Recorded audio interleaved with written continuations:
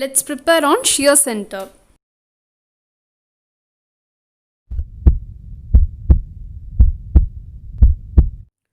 So now we are going to see about the shear center. So first, what is the shear center means? The bending axis is the longitudinal axis through which the transverse loading causing bending should pass such that there is only bending and no twisting. Okay, so this is the definition for shear center. So normally for a center of any element we'll be calling it as centroid, no? But in this shear center, so this is the center like thing through which the bending happens, that is the point at which the bending happens, but twisting does not happen. Okay, so that point only we call it as the shear center. And then the shear flow means it is denoted as Q, which is equal to shear force per unit length. So already we have studied the shear force. So here that is only given here again. So it is F into A y bar by I.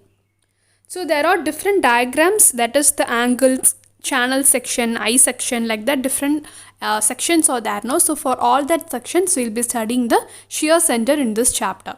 In the objective questions they will be asking this only, that is they will be giving the diagram and which is the correct shear center located thing, like that they will be asking. Okay, so let us see the shear center position for different shapes.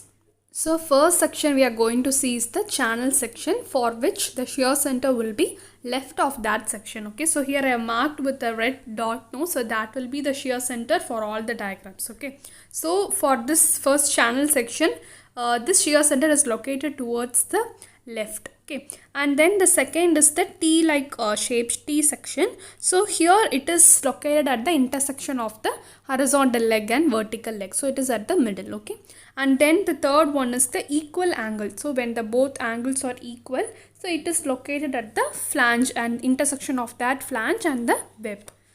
And the next is the I section of equal sides. So when that is the case means it will be at the centroid of that structure. So it is at the middle. Okay, so here the centroid and shear center are same point in this I section. When you see for the next diagram, that is I section with different angles, that is the flange length differs here. So in this cases the I ratio of the moment of inertia and that length is given here.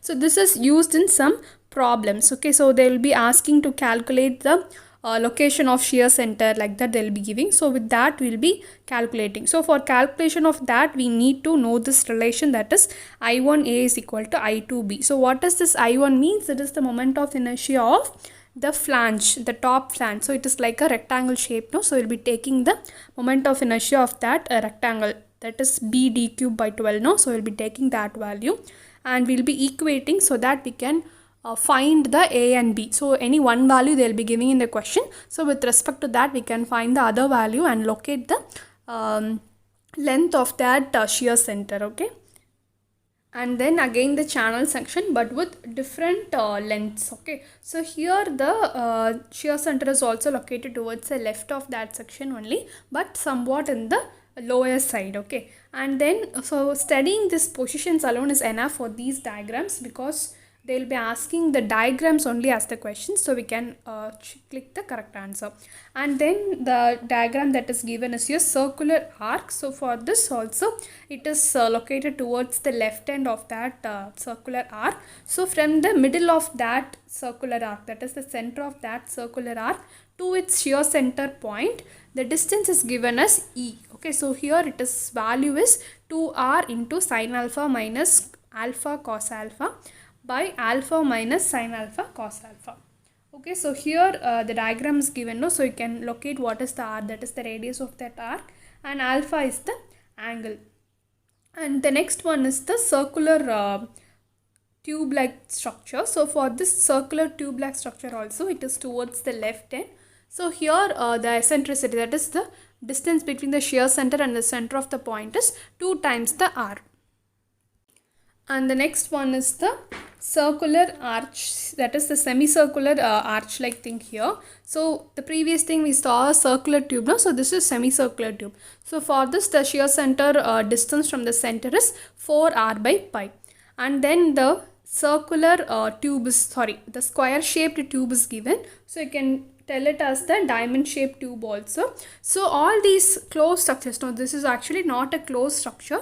Here some slit will be there, okay, here one slit will be there, and in the next section here also one slit will be there here. Okay, so the shear center is always located towards the left of that structure. Slit means it's just a opening so that the part, that is the loop, is not closed. So it has a opening there. So for this, the value between the center and the shear center is B by 2 root 2. And for the next case, that is the rectangular tube, here it is B into 2H plus 3B by 2 into H plus 3B. Okay, so H is the depth or height of that rectangular. Okay. Thank you and keep watching for the next lecture on springs.